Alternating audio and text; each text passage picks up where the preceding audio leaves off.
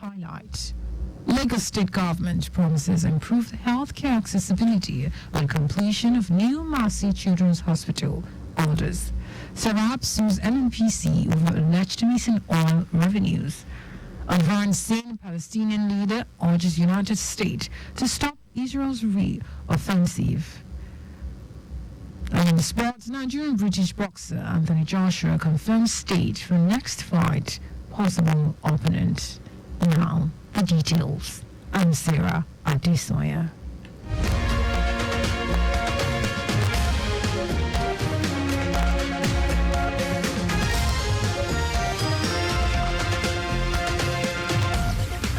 Lagos State Government is on a mission to overhaul health care services with ambitious infrastructure projects aimed at strengthening the capacity and quality of medical facilities across the state.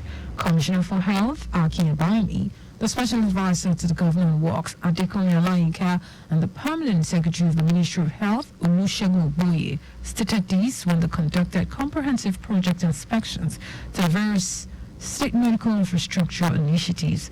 They emphasized that the projects, which include the 150-bed Mercy Street Specialist Children's Hospital, the multi-level car park, Shomolu General Hospital, Lasut Resident Quarters, and the Ojo General Hospital, will mark a significant milestone on the state's healthcare advancement agenda.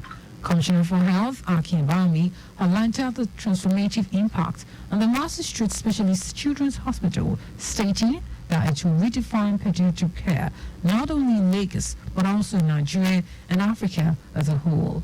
Also, Special Advisor to the Lagos State Government Works, Adekunle Olayinka, commended the dedication of contractors and consultants involved in the transformative project. The Lagos State Government has identified creativity and innovation as essential drivers of national success, fostering growth, adaptability, and competitiveness globally. Commissioner for Men's Affairs and Poverty Alleviation, WAPA, Balaji Dada, stated this in a keynote address at the 2024 World Creativity and Innovation Day organized by the ministry with the theme Inspire.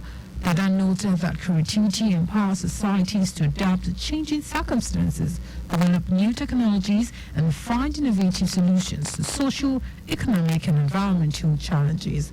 She said that Babajide Sanwo-Olu administration, being development-oriented, saw the need to make creativity and innovation cardinal principles and its forward-looking Things Plus development agenda. Guest speaker of the occasion, Ayodele Maji, in a lecture, tasked students of the state skills acquisition centers to collaborate, network, and choose role models and mentors.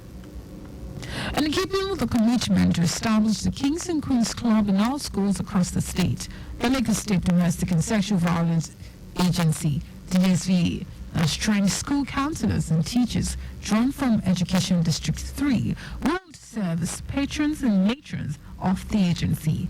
The Executive Secretary of DSVA, Titilawa Viva Deni, said the essence of the training was to prepare the participants as patrons and patronesses of the Kings and Queens Club in their schools. The training, which was for selected counselors and teachers from selected government and private schools under Education District 3, comprising Echiosa, Epe, Imajaleki, and Lagos Island, took place at the Conference Hall of Education District. During the course of the training, facilitators from Lagos State Domestic and Sexual Violence Agency taught series of topics such as gender-based violence, gender equality and parity, femininity, masculinity, sexual and reproductive rights and health, anger management and child rights law, amongst others.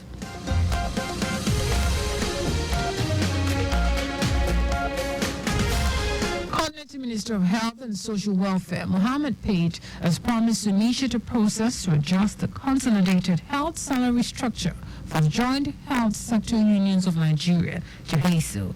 This was contained in a communique issued by JHESU after its national leadership paid the minister a working visit at his office in Abuja. The communique, signed by its national chairman, Kabiru Mujiba, and Secretary Martins Egbanubi, noted that the members agreed to jointly review the progress of the new initiative and its days ahead to enable it to respond appropriately. The Socio-Economic Rights and Accountability Project (SERAP) has filed a lawsuit against the Nigerian National Petroleum Company (NNPC) Limited over the failure to account for and explain the whereabouts of the alleged missing $2.04 billion and 164 billion naira oil revenues. According to SERAP, the suit followed the allegations documented in the recently published 2020 audited report by the Auditor General of the Federation that the NNPC failed to remit the money into the Federation account, saying that the money may have been diverted. The Deputy Director of SERAP, Kolawole Uluwadari, revealed this in a statement. And the suit filed last Friday at the Federal High Court in Abuja, SERAP is seeking an order of mandamus to direct and compel the NNPC to account for and explain the whereabouts of the missing oil revenues as documented in a report by Auditor General.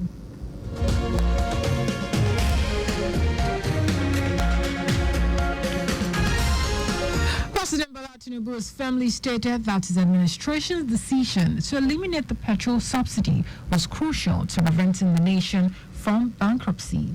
President Tinubu defended the move during a panel discussion at the ongoing World Economic Forum in Riyadh, Saudi Arabia, agreed that the removal of the petrol subsidy was indispensable for Nigeria to reset its economy and pave the way for growth. He acknowledged that the subsidy removal will impact a significant portion of the population, but assured that measures are being implemented to alleviate the burden, particularly for vulnerable groups. The president also highlighted the resilience of Nigeria's youthful population, noting their enthusiasm for self-discovery, technology, and education, which he believes will help mitigate the economic setbacks and fallout from the subsidy removal.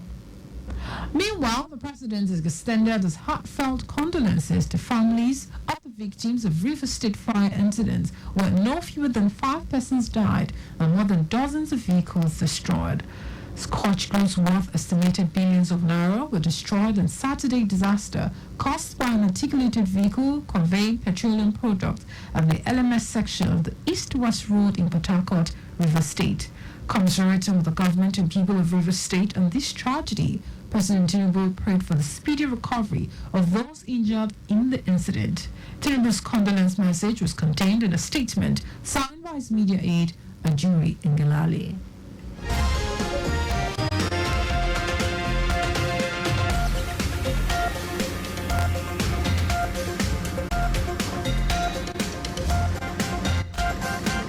Palestinian President Mohammed Abbas says the U.S. is the only country that can stop Israel from attacking Rafah, the southern Gaza city, where more than 1 million people are taking refuge.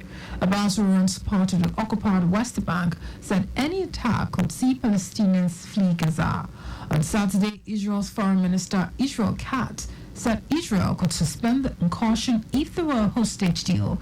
Long-running talks meditated by Egypt and Qatar have largely stalled because of the gaps between the Israeli and Hamas position. But Hamas said it will send representatives to Cairo to give a response to the latest proposal. Hamas wants a permanent end to the war and withdrawal of all Israeli troops from Gaza, while Israel insists Hamas must be destroyed in Gaza and all hostages freed. At least 5 people have been killed and 33 injured in a tornado that struck Guangzhou, a city of 19 million people in southern China. Authorities say 141 factory buildings were damaged, but no residential houses collapsed. It said a preliminary assessment put the tornado at level 3 intensity, 2 below highest level of 5. However, the situation in Gao village, the Yan district, about 1.7 miles from where the tornado hit, registered a maximum wind gust of 20.6 meters per second. And on sports, Nigerian British boxer Anthony Joshua has confirmed the date for his next fight and his 4 possible opponents. The former heavyweight champion had previously confirmed his next bout will take place in London's Wembley Stadium in September after knocking out Francis Ngannou in Saudi Arabia earlier this year.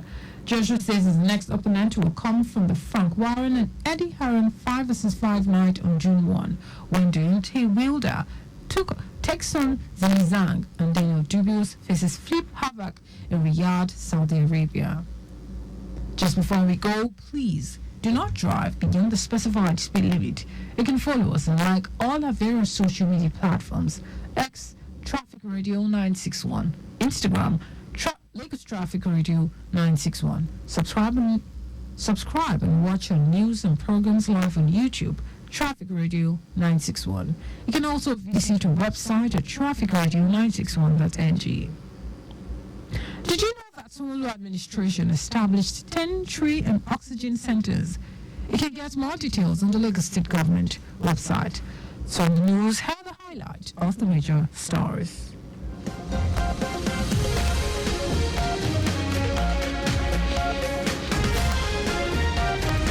Lagos State Government is on a mission to overhaul the healthcare services with ambitions of restructure projects aimed at strengthening the capacity and quality of medical facilities across the state.